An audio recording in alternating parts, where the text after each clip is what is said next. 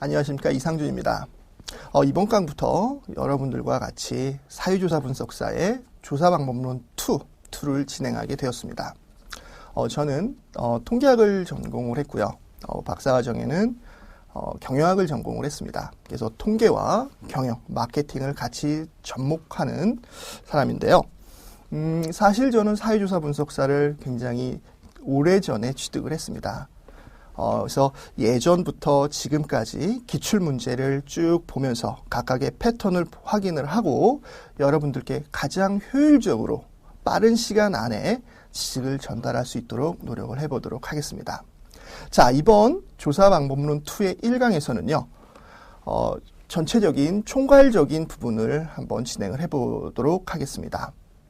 전수조사와 표본조사의 차이점, 그리고 표본조사의 장점과 단점, 그리고 이번 표본조사, 표본 추출에 있어서 기본적으로 알아야 될 핵심적인 용어들을 한번 크게 아우르면서 기본적인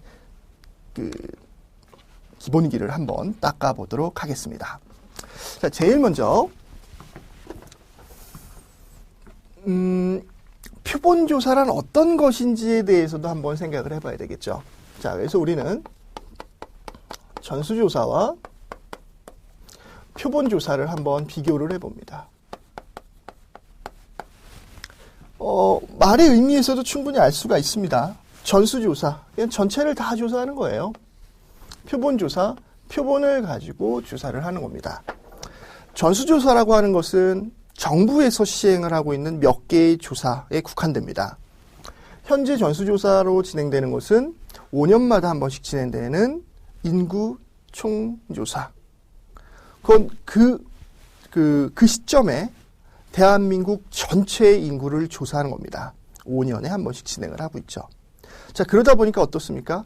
굉장히 시간과 돈, 많은 노력이 투자가 되는 겁니다.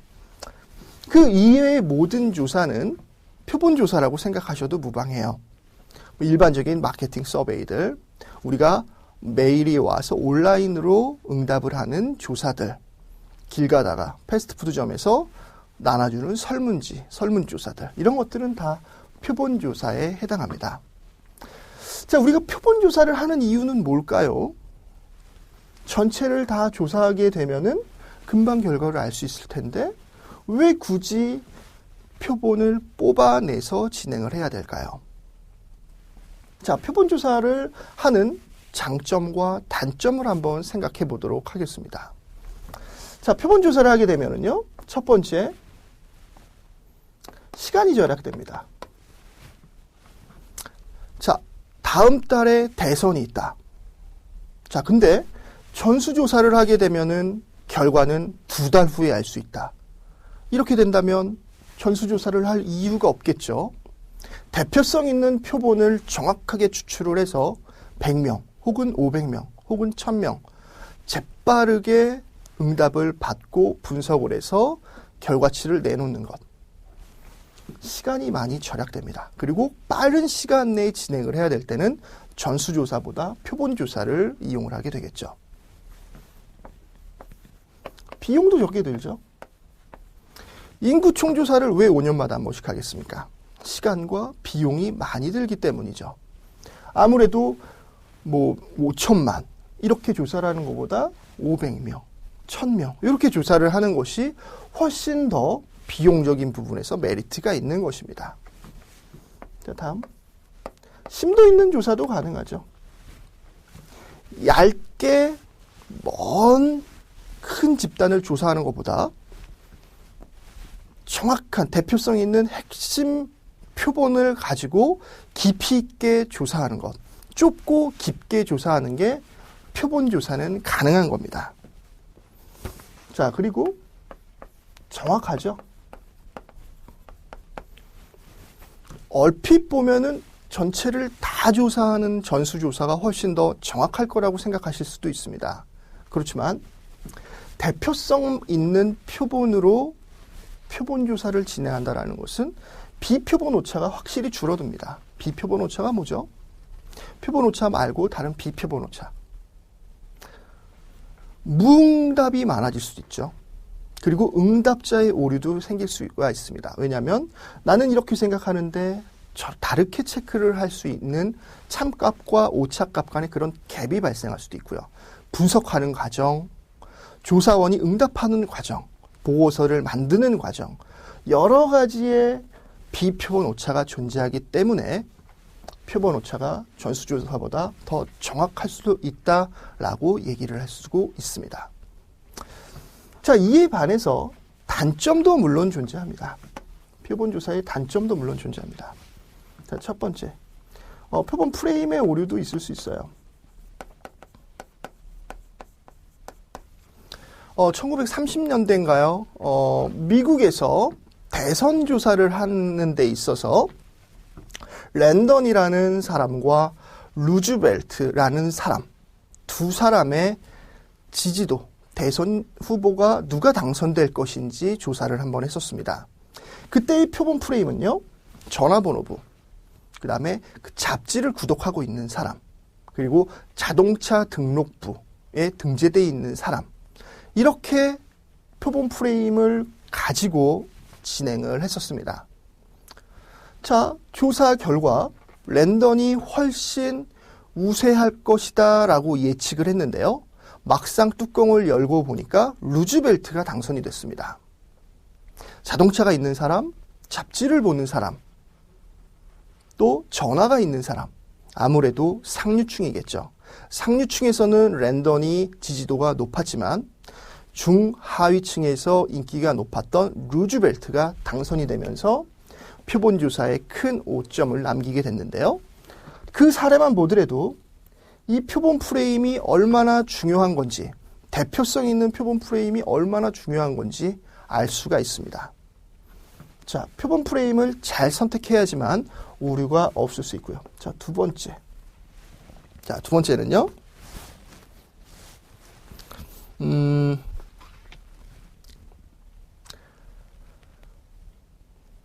어떤 그 세부적인 특성에 대한 사항을 파악할 수는 없습니다.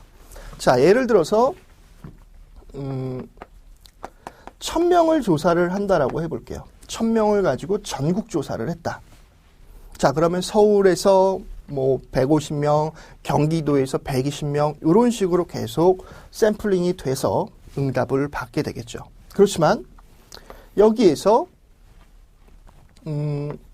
경기 지역에 30대 여성의 생각은 어떠한지 이렇게 세부적으로 파악을 하게 된다면 표본 수가 많이 부족하게 되기 때문에 세부적으로 판단하기에는 힘이 듭니다. 그렇죠. 그래서 요 두 가지 정도를 전수조사에 비한 단점으로 생각을 할 수가 있는 겁니다. 자, 우리 지금 이제 전수와 표본에 대한 비교를 한번 해봤는데요. 이 표본 조사를 통해서 우리가 궁극적으로 할 수 있는 것은 뭘까요? 그렇죠. 표본을 가지고 전수, 모집단의 모수를 추정하고 추리하고 예측을 하기 위한 것이죠. 자, 봅니다. 표본 조사는 표본을 가지고 합니다. 표본. 전수조사는 모집단이라고 하죠. 표본 조사를 통해서 나온 통계량을 가지고 모집단의 모수를 우리는 추정을 하기 위한 것입니다.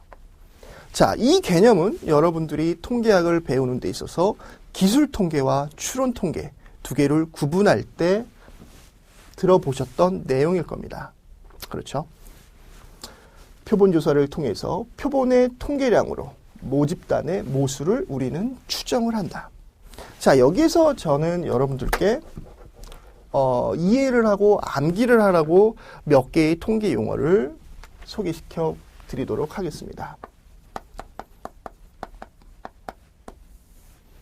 자, 모집단과 표본을 구분을 한 다음에요. 평균, 모집단의 평균은 어떻게 읽고 쓰는지, 그 다음에 분산, 표준 편차. 자, 자, 요 6개 정도는 우리가 외우고 들어가겠습니다. 조사 방법론에서만 사용되는 게 아니고 여러분들이 통계를 공부하는 데 있어서 꼭 사용해야 되는 개념들이죠. 자, 모집단의 평균은 우리가 뭐라고 씁니까? 그렇죠. 뮤. 표본의 평균은요? X바. 모집단의 분산은 시그마 제곱. 표본의 분산은 그렇죠. S제곱. 모집단의 표준 편차는요? 그렇죠. 제곱근을 취하면 되겠죠. 시그마. 표본의 표준 편차도 제곱근을 통해서 제곱을 없애버리면 S가 됩니다. 자, 이제 생각해 볼 수 있죠. 표본의 평균. 자, X바를 가지고 모집단의 평균 뮤를 추론하는 겁니다. 자, 표본의 분산을 가지고 모집단의 분산을 추론을 하게 되고 표본의 표준 편차를 가지고 모집단의 표준 편차를 추론하게 됩니다. 자, 요 6개의 용어는요, 통계 기호는 여러분들이 꼭 이해하고 암기하셔야 됩니다. 헷갈리신다면은요, 요런 식으로 기억을 하시기 바랍니다. 자, 모집단은 신만이 알 수 있는 개념. 사실 모집단 전체에 대해서 알 수 있다라는 것은 신밖에 없죠. 자, 그래서 그리스 문자로 나타내게 됩니다. 표본에 대한 것, 우리가 표본 조사를 진행하면 알 수가 있는 표본 통계량 값들이죠. 그래서 영어로 진행을 하는 겁니다. 영어 문자로. 자, 여러분들 이 6개의 기호는 그냥 기호만 봐도 읽으실 줄 아셔야 되고, 아, 이거는 모집단의 평균이구나. 아, 이거는 표본의 분산이구나. 그걸 명확하게 기억을 하셔야 됩니다. 그래야지만 조사 방법론뿐만 아니고 사회통계로 들어가셨을 때도 충분히 기억을 하고 빨리 문제를 풀고 이해를 하실 수가 있는 것입니다. 네, 좋습니다.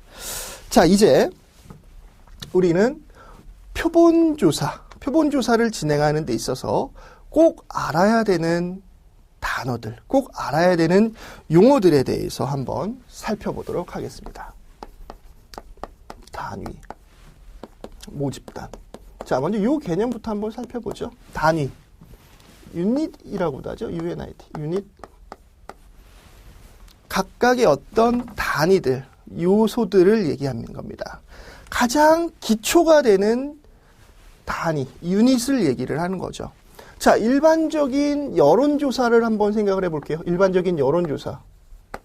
일반적인 여론조사에서의 단위는 뭐가 될죠? 최소한의 요인, 최소한의 단위. 그렇죠. 바로 개인입니다. 자, 가계조사를 한다고 한번 해볼게요. 가계조사. 그렇죠. 이럴 때는 단위가 가구가 되겠죠. 가구. 자, 그리고 사업체 조사 같은 경우를 한번 볼게요. 자, 이럴 때는 각각의 한 사업체, 각각의 사업체가 한 유닛, 최소한의 단위가 되는 것입니다. 자, 모집단. 모집단은 뭐를 의미하죠? 그렇죠. 우리가 관심을 갖고 있고 우리가 연구하고자 하는 개체들의 전체 집합을 얘기를 하는 겁니다. 예를 들어서 나는 우리 학교의 학생들의 전체 도서관 사용에 대한 만족도를 알고 싶다. 자, 그럼 이것은 학교 전체 학생들이 되는 겁니다. 연구하고 싶은 모든 전체 집합. 그것이 바로 모집단이 되는 거예요. 자, 근데 이 모집단은요, 또 두 가지로 한번 나눠볼 수가 있습니다. 목표 모집단과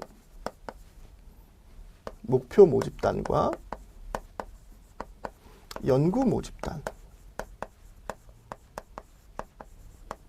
자, 목표 모집단 같은 경우는 제가 조금 전에 말씀드렸던 것처럼 난 우리 학교 전체 학생들의 만족도를 알고 싶어.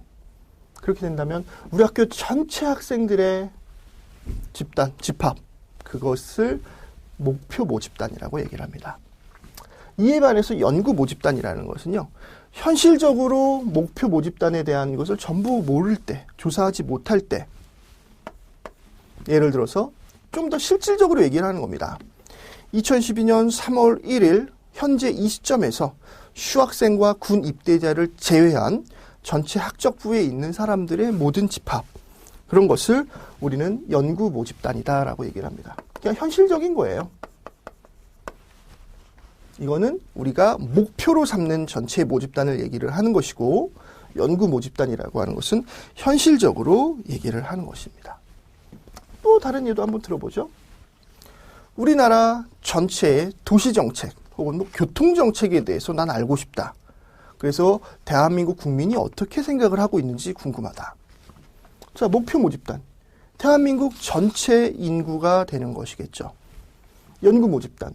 현실적으로 전체에 있는 사람들을 다 우리가 표본 프레임을 갖고 진행하긴 약간 어렵죠. 그래서 전화조사를 한다. 그러면은 전화번호부에 등재되어 있는 사람들, 그것이 바로 연구 모집단이 되는 것입니다. 언제나 목표 모집단과 연구 모집단이 같으면 좋겠지만 늘 같지는 않을 수 있다라는 거 기억하시기 바랍니다. 자, 다음에는 추출 틀, 표본 프레임 한번 보겠습니다. 표본 프레임. 또 추출 단위도 한번 보죠. 추출 단위. 그리고 추출 비율까지도 한번 생각을 해보죠. 추출 비율. 자, 추출 틀, 표본 프레임. 뭐 동의어입니다. 같이 생각하셔도 좋아요. 자, 저는 아까 강의를 시작하면서 표본 조사의 장점과 단점에서 랜던과 루즈벨트의 사례를 말씀드렸습니다. 그때 표본 프레임의 오류를 한번 설명을 드렸는데요. 대표성이 없는 표본 프레임. 표본 프레임이 전체 모집단을 다 아우르지 못한다면 그건 표본 프레임의 그 자기 할 일을 제대로 못하고 있는 것이겠죠. 그렇죠? 그 표본 프레임은 모든 사람들을 다 포괄해야 되는 것입니다. 없어서는 안 되죠. 그럴 때 목표 모집단과 연구 모집단, 이런 개념에 따라서 표본 프레임이 어떻게 달라지는지도 한번 생각해 보셔야 됩니다. 전화번호부는 어떻습니까? 전화번호부. 전화조사할 때는 뭐 표본 프레임으로 전화번호부 사용하겠다. 나쁘지는 않습니다. 그렇지만 엄밀히 따져서 표본 프레임으로 전화번호부 사용하는 것은 좀 무리가 있죠. 왜냐하면 요새는 사실 뭐 전화번호부가 나오지도 않지만 쉽게 잘 못 봅니다. 전화가 없는 사람, 전화가 2대 있는 사람, 또는 난 전화번호부에 등록되기 싫은 사람, 사업체, 굉장히 많은 변수들이 있기 때문에 전화번호부 같은 경우에는 표본 프레임으로 사실 적당한 것은 아닙니다. 우리 대학교에 혹은 우리 고등학교에 우리 학원의 학생들의 만족도, 그럼 그 학교 그 학원에 등록되어 있는 학적부가 표본 프레임이 될 수 있는 것이겠죠. 우리나라 전체 인구에 대해서 알고 싶다. 그럼 주민등록번호를 다 수거해가지고 갖고 있는 것, 그게 바로 표본 프레임이 될 수가 있습니다. 자, 여기서 이제 추출 단위라는 개념이 나오는데요. 앞에서 얘기했던 단위와 추출 단위는 서로 다른 개념입니다. 표본을 추출하는 데 있어서 추출 단위가 개인이 될 수도 있고 가구가 될 수 있고 사업체도 될 수 있지만 또 다르게 생각하면은요, 어떤 가구에 대해서 추출을 합니다. 가구. 그런 다음에 그 가구에 속해 있는 가장을 조사를 한다라고 한다면 추출 단위는 가구가 되죠. 그 다음에 최소 단위는 가장이 될 수가 있습니다. 이렇게 추출 단위와 단위는 서로 같을 수도 있고 다를 수도 있다. 그렇게 생각하시면 좋고요. 자, 이 추출 비율, 추출되는 비율을 의미하는 겁니다. 예를 들어서 모집단이 1000명이다. 1000명이다. 자, 표본은 나는 100명을 뽑겠다. 자, 그럼 어떻게 할 수 있죠? 그렇죠? 1000분의 100, 10분의 1. 자, 이게 바로 추출 비율입니다. 모집단분의 표본. 이렇게 우리는 추출 비율을 계산을 할 수가 있습니다. 자, 그 다음 모수와 통계량도 한번 보죠. 모수와 통계량. 자, 모수는 모집단의 값입니다. 통계량은 표본의 값입니다. 다시 말해서 이 통계량을 가지고 모수를 추정하고 추론한다라고 얘기를 했죠. 자, 이런 모수에도 뭐 여러 가지 종류가 있습니다. 모평균.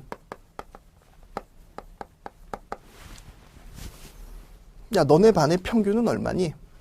이번에 20대의 평균 키는 얼마니? 30대 여성의 평균 몸무게는 얼마니? 모평균 있을 수 있겠죠? 자, 모비율. 이번에 그 모집단 전체 찬성률. 이번에 너네 타이어 공장의 전체 불량품 비율. 이번에 A 정당의 지지율. 이런 모비율도 들어갈 수가 있고요. 또 모총계. 총 얼마인지. 이번에 2011년 대한민국에서 전체 총 쌀 생산량이 얼마인지, 이번 여름에 총 딸기의 출하량이 얼마인지, 이런 것들, 모평균, 모비율, 모총계, 이런 것들이 모수를 설명을 할 수가 있는 것이죠. 자, 그리고 통계량. 표본조사를 가진 것을 나오는 값을 가지고 모수를 추정하고자 할 때, 이런 것을 우리는 통계량이다라고 얘기를 합니다. 자, 지금까지 여러분들은 전수조사와 표본조사의 차이, 그리고 표본조사에 들어가는 각각의 용어들에 대해서 학습을 했습니다. 자, 이제 표본조사의 순서에 대해서 한번 살펴보도록 하겠습니다. 굉장히 자주 나오는 부분이죠. 단골입니다. 제일 먼저 연구 목적을 지정을 해야 됩니다. 연구 목적. 나는 이 표본조사를 왜 해야 되는지. 예를 들어서 나는 우리 이번 학교의 학생들의 도서관 만족도, 매점 만족도가 알고 싶다. 이런 문제의식, 목적이 있어야지만 시작이 가능한 거겠죠. 나는 이번에 학생들의 만족하는지 만족도 조사를 한 이후에 만족하는 부분은 어떤 부분이고 불만족하는 부분은 어떤 부분인지, 그래서 불만족하는 부분이 어떠한 게 발견이 됐다라면 나는 그걸 어떻게 개선을 할 것인지, 그리고 만족하는 부분이 어떤 부분이라면 그 부분을 어떻게 계속 유지해 나갈 것인지 알고 싶다. 자, 먼저 이렇게 연구 목적을 명확하게 하는 것에서부터 시작을 합니다.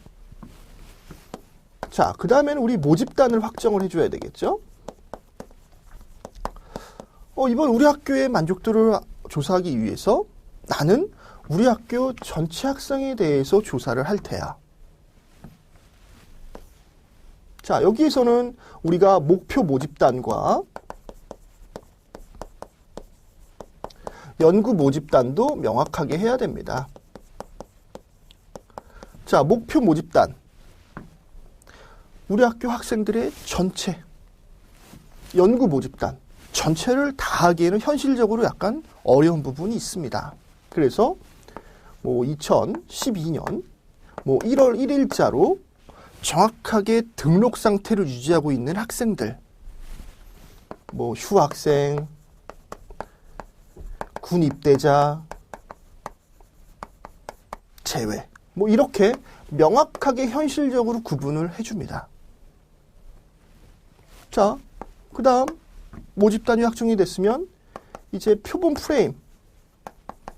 프레임도 이제 확정을 해야 되겠죠. 모집단이 확정이 됐다라면 표본 프레임도 이와 같은 리스트를 획득하는 것에서부터 시작이 됩니다. 목표 모집단이 그렇고 연구 모집단이 이렇다라면 이렇게 된 연구 모집단의 표본 추출 틀, 이것을 준비하는 게 맞겠죠. 자, 표본 프레임이 완성이 됐으면 이제 어떻게 추출할 것인지, 표본 추출을 어떻게 할 것인지를 정해야 됩니다. 나는 표본 프레임이 있으니까 확률 표본 추출법으로 갈 거야. 아니야, 난 그래도 비확률 표본 추출법으로 갈 거야. 지정을 합니다. 물론 이 확률 표본 추출 방법에서 나는 이번에 단순 무작위로 할 거야. 난 이번에 개통으로 할 거야. 나는 이번에 층화로 할 거야. 난 이번에 군집으로 할 거야. 자, 비확률이라고 한다면 난 이번에 그냥 편하게 밥 때 되면은 매점 앞에서 응답 받을 것이고, 난 편하게 시험 때 되면은 도서관 앞에 가서 응답 받을 것이야. 난 이번에 내가 생각했던 어떤 경험 많은 기준이 있어. 나는 그냥 각과 별로 그냥 할당할래. 여러 가지 방법들이 있을 수 있습니다. 자, 이렇게 표본 추출 방법을 지정을 했으면 그 다음에는 표본 크기를 지정을 합니다. 나는 500명 조사를 하겠어. 난 이번에 시간과 돈이 조금 많으니까 1000명으로 하겠어. 나는 표본 대비, 크기 대비 가장 많은 정보를 알 수 있는 크기로 하겠어. 여러 가지 생각이 있을 수 있겠죠. 자, 표본 크기를 계산하는 방법. 평균과 비율에 따라서 공식이 다소 다르죠. 자, 이렇게 표본 크기를 구합니다. 자, 그 다음에 조사를 진행을 하시면 돼요. 이렇게 조사를 하면 되는 겁니다. 자, 여러분들, 다음 강에서는 표본 추출 방법에 대해서 학습을 할 텐데요. 먼저 전반적인 이 큰 그림을 머릿속에 집어넣으시기 바랍니다. 연구 목적을 설정을 해야지. 이것은 2차 작업형 시험에 나올 것이야. 이것도 이렇게 생각해야지. 이러이러한 배경과 이러이러한 목적, 이런 거 생각해야지. 모집단을 확정해야지. 이것은 목표 모집단과 연구 모집단, 제일 먼저 모집단을 어떻게 설정을 하고 그 다음에 표본 프레임을 어떻게 만들 것인지 생각을 하시고, 그 다음에 표본 프레임이 만들어진 다음에 나는 확률적으로 할 것인지 비확률적으로 할 것인지 표본 프레임 유무에 따라서 결정을 합니다. 그 다음에 표본 크기는 몇 명으로 해야 될지, 최소한 몇 명으로 해야지 최소한의 오차가 나오는 것인지 생각을 한 다음에 실사를 진행하게 됩니다.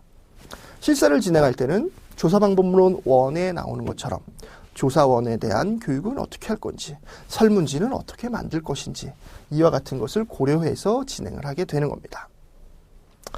자, 지금까지 여러분들은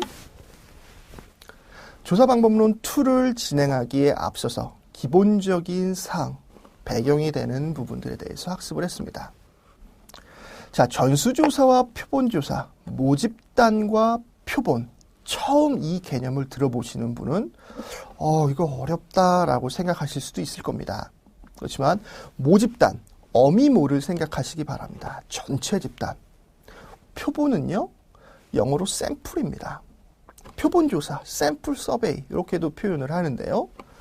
표본조사, 샘플조사, 이것은 화장품 샘플을 여러분들이 생각하시면 되는 것입니다. 화장품 샘플만 써보면 알아요 라고 하는 것처럼 조그만 용기에 들어있는 것을 써보고 피부에 맞으면 큰 화장품을 구매해서 바르게 되겠죠. 샘플, 표본, 큰 화장품, 이것은 모집단이라고 생각하시면 좋습니다. 자, 그리고 표본조사를 하는 데 있어서 꼭 기억하셔야 될 용어 중에 하나는 바로 대표성입니다. 선출된, 뽑힌 표본들이 과연 그 모집단을 정확하게 대표할 수 있는지, 그 대표성에 대한 얘기인데요. 자, 우리가 된장찌개를 끓입니다. 그래서 한 숟갈을 먹어보죠.